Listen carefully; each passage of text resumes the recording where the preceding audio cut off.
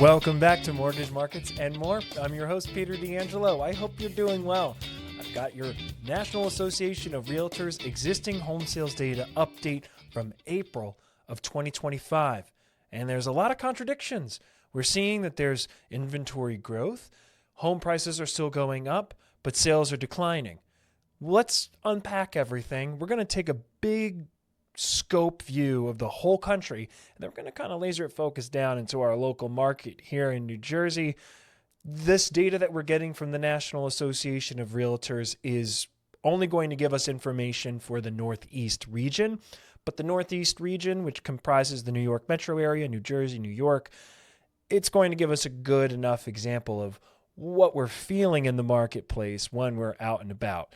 So we're going to take a look at that together. So we'll start off with the top headline information, sales annual growth rate. Now this is seasonally adjusted, was 4 million units sold in April of 2025. It's a little bit less than what they were expecting.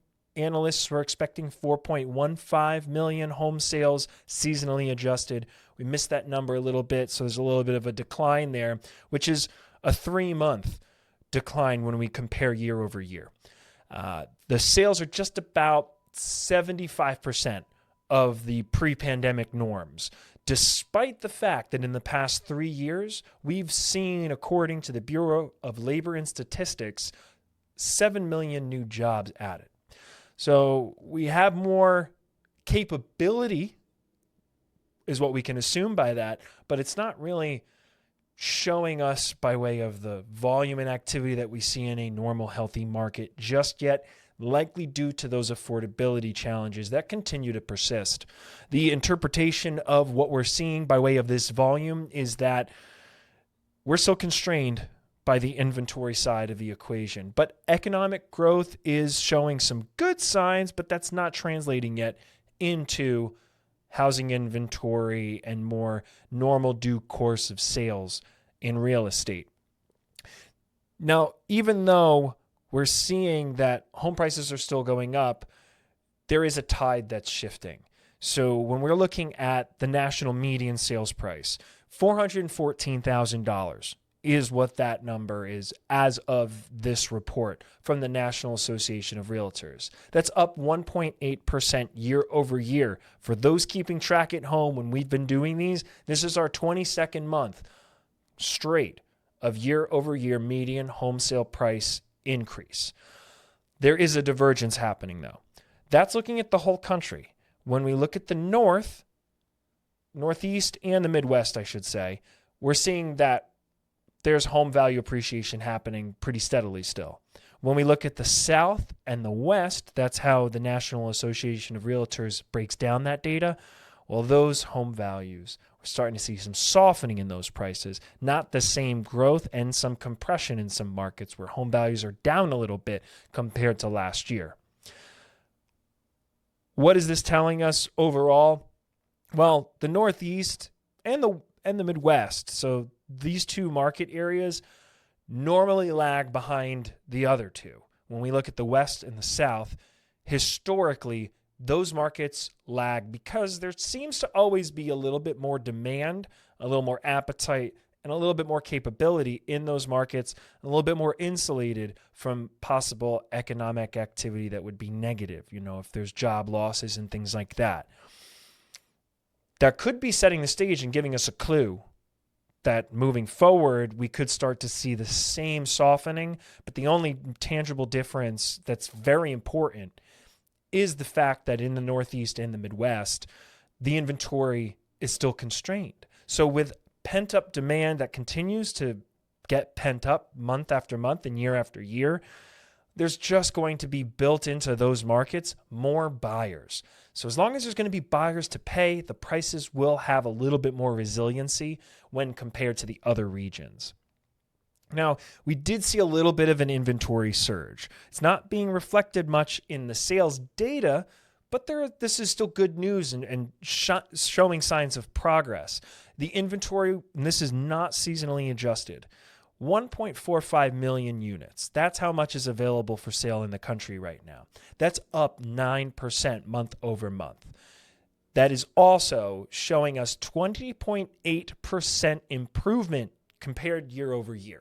So comparing April to April 2024, quite a bit more inventory. That is a good sign. It's something desperately needed, but where that inventory is important. Again, these are national numbers. So if there's a lot of inventory in, let's say, the South and the West, which is actually where most of that inventory is coming from, well, those are markets that are softening. That makes sense. The supply side of the equation is higher. Overall, looking at the whole country, this is the highest level of inventory we've seen in 5 years. Good news. So there's good progress happening here. This is what we want to be seeing so that there could be more opportunity for those who could be out there shopping. And more inventory will precipitate more inventory. Follow me here on this. If we have more inventory and more opportunities for properties to purchase, those sellers that have been on the fence about possibly selling their home because they're concerned about where they're going to move to, well, if inventory starts to increase, they're going to probably have a little bit more peace of mind. And if you are one of those prospective sellers, these are signs that maybe it would be good to start exploring what selling and buying would look like, because perhaps there could be more inventory becoming available that could be more opportunity for you. Looking at the months of supply. So this is when we take into account how long it takes to close on a transaction and what the normal course of business is during a time period. We're looking at 4.4 months of supply. That is still lower than what we would call a balanced or healthy market. That normally sits around 6 months supply, but this is still improvement. We're up from 4 months in March of 2025 and also up from 3.5 months, which was the reading that we had in April of 2024. Again, good data points. We're making good progress. We're moving in the right direction here. The market classification, if we're going to say buyer's market or seller's market, mildly now a seller's market when we're looking at the whole country. Now let's take a look at the composition of the buyer. I always love looking at this because it tells us what the competition's like out there if you're going to purchase a home. So first-time home buyers, they accounted for 34% of the sales in April of 2025. That's the best showing for our first-time home buyers in over a year. So that's great. That's also telling us something. That's telling us that the first-time home buyers are not being out-competed in the marketplace, and they are winning, which could tell us that there's some softening on the appetite for people purchasing, particularly the investors and those going for luxury purchases like second homes and vacation homes or investment properties. So now let's go to the cash buyers. That's typically your investor.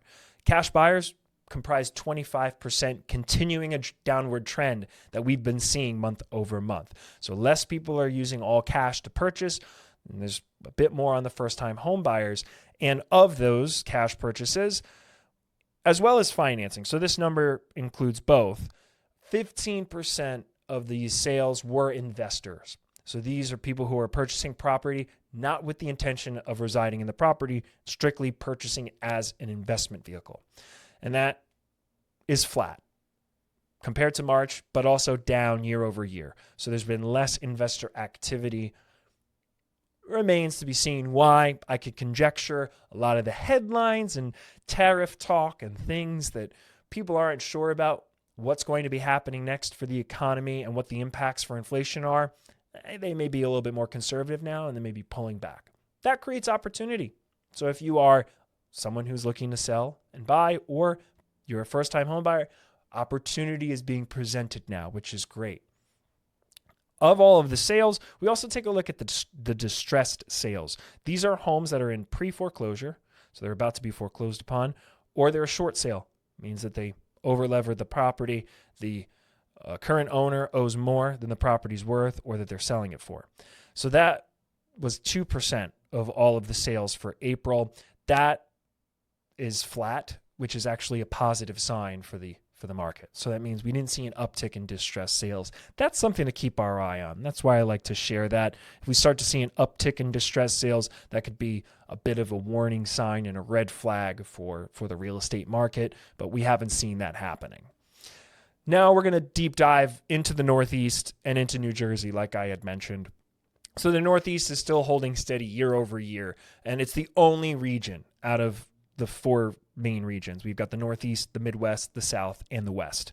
And of those regions, the Northeast is the only one remaining fairly consistent with price appreciation and inventory, but the inventory is lagging when it comes to the growth that we're seeing in the other regions.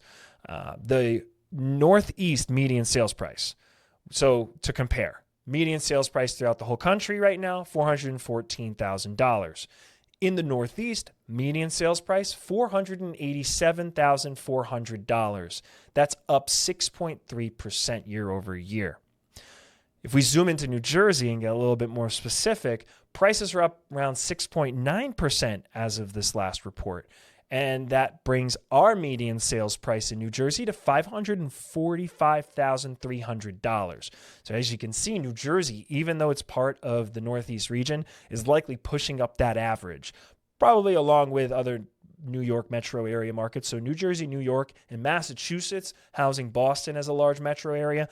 These are your hotbeds that are likely keeping that median home price up and keeping that value appreciation consistent.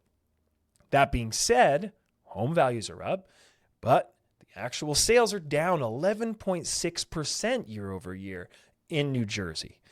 This is due to the constrained supply, and therefore there not being as much volume of activity.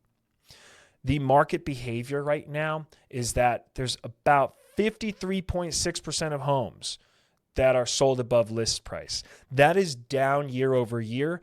So we could start seeing a market where there's negotiation occurring again. We don't have to assume that if you're a buyer in New Jersey, it's open house best and final by Monday at 12 p.m. The tide may be shifting as we were noticing from the regional trends. So that's good sign for the buyers out there, a little bit of a softening for the sellers. The price reductions are rising though, and that's continual, something to keep our eye on with that too, because with price reductions, it means the homes aren't being listed at a price that's appealing enough for the right buyer appetite. So they lower the price. What I can speak to with price reductions and what I'm seeing and where the rubber meets road, it's become very common. I'm going to say even particularly in Bergen County, Hudson County, looking at the data where homes are listed higher, then there's a price reduction. And the price reduction, I think, has a psychological impact that actually calls people's attention. Like, oh, I'm getting a deal. This home is going for lower now. So then they go and they see the property and maybe they place a bid. A lot of the times when we see these price reductions occur and then the home gets sold for what the original list price was. I don't think that's happened probably more than 15 times in the past couple of months from what I've been seeing when I've been helping families in their pursuit of purchasing a home. And so price reductions, that doesn't necessarily tell you that there's a softening happening. Could be a market strategy. But the fact that there are price reductions, there's 19.7% have had price reductions, and that's compared to only 13% last year. So we've got a couple indications of softening here in New Jersey. And the median days on market for the whole state is 34 days. That's a little bit more routine.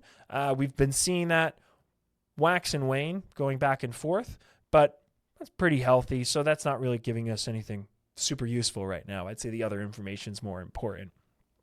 As we look ahead now, the rate volatility, we can't ignore that part of the conversation. The rates are what creates the affordability and how much someone is going to be paying for that home. So as long as rates are going to remain a little bit more volatile, the bad news is they have been going up, but the good news is they're staying what we call range bound. So we're not seeing them swing from 6.5% all the way up to 7.5%. But we are seeing them move up, and they will come down a little bit, depending on what happens, depends on the headlines, it depends on a multitude of things. But as long as we can stay range bound, we'll be good. I've said this so many times. I don't believe that we need lower interest rates, at least not immediately. I think what would be most appropriate first is that we have some stability in the interest rates, because it's really difficult to manage your home shopping experience if you know what your maximum budget is and we throttle that and then you go out, and then if interest rates go up even 0.25%, that could have more implications on your closing costs if you wanted to still keep the lower rate and pay discount points for a lower rate. That's something that you need to be considerate of. Also, if that's not an option, then it may mean changing your buying power. So if rates could stabilize a little bit more, then we'd be in good shape. I need to remind everyone that interest rates have never just stayed the same. They have always had some element of volatility from the market. That's always been the case. But what's compounding the reality that we are experiencing now is the fact that we had almost a decade and a half with the Federal Reserve heavily involved with their monetary policy that stabilized the whole marketplace when it came to mortgage rates. And only when we had high inflation, where the Fed had to raise their Fed fund rate, did we start to get a market for interest rates again, as opposed to before. So with all of that considered, we need to just keep paying attention to where things are and make sure that things stay within budget. So as long as we could see that, that could be helpful. And if we're seeing the improvement in the market where it's at least a mildly seller's market, that will help the buyers. And if you are a prospective seller, maybe this is a call to revisit the situation. It may be a good time before things start to move more in the other direction. It remains to be seen if that's the direction we actually go. But stay tuned for more. I'll keep you updated on these things as they develop moving forward. Wrapping things up, what are our key takeaways here looking at everything? Well, first and foremost, there's price resistance even amongst the falling sales. The sales prices are continuing to be strong nationally, but we know that there's half of the country or half of the regions are lagging, and then we're seeing prices being reduced in those other markets. The inventory gains are helpful, and they're possibly creating room to negotiate, which could be applicable even in an ultra-competitive market like New Jersey. New Jersey and the Northeast remain price strong, but the activity has lightened up. We saw from the national numbers, investor activity and cash activity has been a little bit lower. That's been a lot of the highest level of competition in New Jersey, so that could explain why we're seeing a little bit less activity in New Jersey, but opportunity is starting to present itself. And lastly, the mortgage rates continue to be the primary market lever here. It's going to be the thing that gives people confidence to move forward or not. And as long as the headlines continue to roll through about things, whether it's right or wrong, it's going to inform public opinion, and it's going to inform people's decisions on whether or not now is the right time to move forward. That's our update for today. I hope you found it helpful and useful. Looking forward to delivering more of these as they come out every month. Stay tuned later on this week for our regularly scheduled episode. If you have any questions, feel free to reach out to me. All of my contact information is in the description below. I hope you all have a wonderful day and take good care.